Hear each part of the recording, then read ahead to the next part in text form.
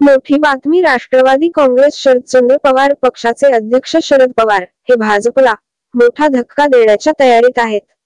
भाजपाचे उदगीर मतदारसंघाचे माजी आमदार सुधाकर भालेराव हे जुलै 11 रोजी राष्ट्रवादी काँग्रेस शरदचंद्र पवार पक्षामध्ये प्रवेश करणार असल्याची माहिती सूत्रांकडून मिळत आहे।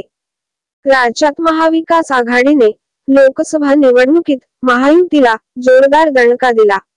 त्यानंतर उद्धव ठाकरे आणि शरद पवार यांनी भाजपला धक्के देण्याची मोहीम हाती घेतली आहे।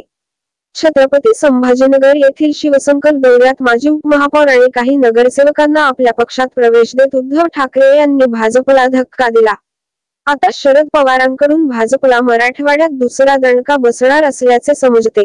भाजपचे माजी आमदार सुधाकर भालेराव यांचा येत्या जुलै 11 रोजी आपल्या मोजक्या समर्थकांसह मुंबईत शरद पवार, जयंत पाटील, खासदार सुप्रिया सुळे यांच्या उपस्थितीत पक्षप्रवेश होणार असल्याचे वृत्त आहे। राज्याचे क्रीडा मंत्री संजय बनसोडे यांच्या विरोधात सुधाकर भालेराव हे शरदचंद्र पवार पक्षातून अर्थात महाविकास आघाडीतून उदगीर विधानसभा मतदारसंघात मैदानात उतरण्याची दाट शक्यता वर्तवली जात आहे।